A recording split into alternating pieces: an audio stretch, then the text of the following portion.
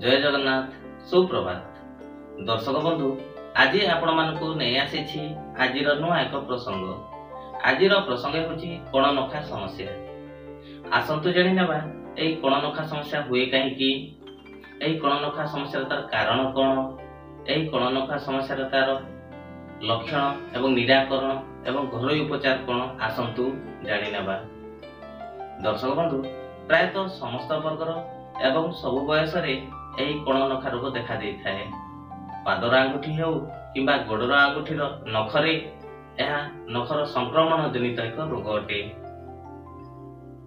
पुरुषक तुलन में महिलांक ठारे एही रोग साधारणतः विशेष भाव में देखा देई थाए। दर्शक बंधु आसंतु जानि नेबा एही कणनखा रोगर तार कारण गुड़िक कौन कौन।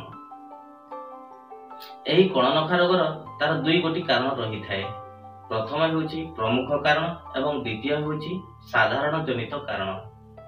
प्रमुख कारण को देखिबा को गले एहा पादर नख हेउ किंबा हातर नख रे संक्रमण जनित रोग, जहा कि फंगल इन्फेक्शन बा कबक संक्रमण किंबा बैक्टीरियल इन्फेक्शन बा जीवाणु संक्रमण जनित एक रोग अटे। दर्शक बंधु आसंतु जानि नेबा एही कणनखा रोगर तार साधारण जनित कारण गुड़िक कौन कौन। जो व्यक्ति प्रायतः अधिकांश समय पानी रे रही काम करुथांती बा भिजु थांती बा ओदा ओदा रहुथिबा व्यक्ति मानकु एही कणनखा समस्या प्रायतः विशेष भावे देखिबाकू मिली थाए। द्वितीय होची जो माने कि नखर जत्न न नियंती बा नखकू अपरिष्कार रखि थांती सेही मानकु एही कणनखा समस्या देखा देई थाए। परवर्ती होची जो माने जोता बा सॉक्स व्यवहार करूछंती सेमाने बारंबार व्यवहार करि सारिला परे ताकू जदि भलो भाबे न धोई पुनर्बार व्यवहार कले नखरे इन्फेक्शन होई जीवाणु बा बैक्टीरिया इन्फेक्शन होई कणनखा समस्या देखा देई थाए। परवर्ती होची जदि कोनोसी व्यक्ति खाली पादरे चलाबुला करूथांती ताहेले ताको पाद नख कोणरे मैला जमी बा धूली कादुओ पसी बैक्टीरियल इन्फेक्शन सृष्टि होई थाए एवं कणनखा समस्या रोग सृष्टि हुए। दर्शक बंधु आसंतु जानि नेबा एही कणनखा समस्या तार लक्षण गुड़िक कौन कौन। एही कणनखा समस्या तार लक्षण को विचार को नेले नखर चारिपटे लाल देखा जिबा, फुली जिबा बा स्वेलिंग बा इन्फ्लामेशन हबा, पूज जमी जिबा, प्रबल रु अति प्रबल दरज हेबा, एमिति विभिन्न प्रकार लक्षण एही कणनखा समस्या रे नख जनित समस्या देखा देई थाए। दर्शक बंधु आसंतु जानि नेबा एही कणनखा रोगर तार चिकित्सा कौन।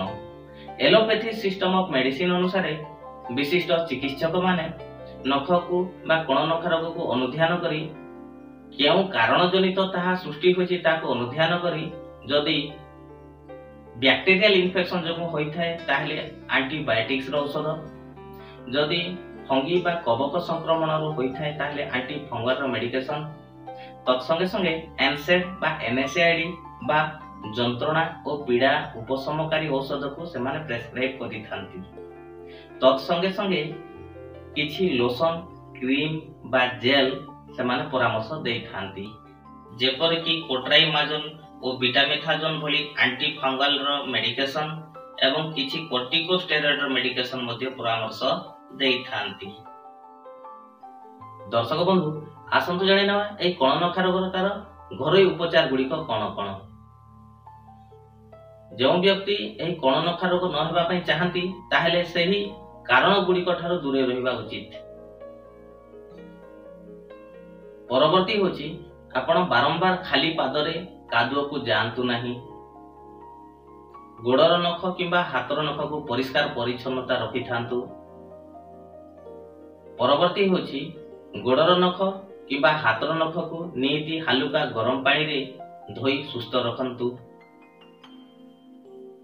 दर्शक बंधु घरोई उपचार को विचार को नेले आपण प्रथमे 1 चम्मच हळदी गुंड संग्रह करंतु। तापर सेठी 1 चम्मच एलोवेरा जेल बा घी कुआरी रस मिश्रण करंतु।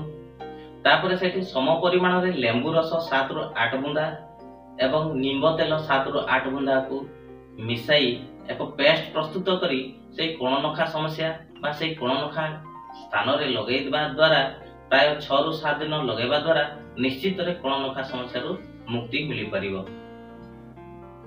ଦର୍ଶକ ବନ୍ଧୁ, ଆଜିର ଭିଡ଼ିଓଟି ଆପଣମାନଙ୍କୁ କେମିତି ଲାଗିଲା ନିଶ୍ଚିତରେ ମତାମତ ଦେବେ, ସାଙ୍ଗସାଥୀଙ୍କ ଗଣରେ ସେୟାର କରିବେ, ଲାଇକ୍ କରିବା ଏବଂ ସବସ୍କ୍ରାଇବ୍ କରିବାଟା ଜମାରୁ ଭୁଲିବେ ନାହିଁ।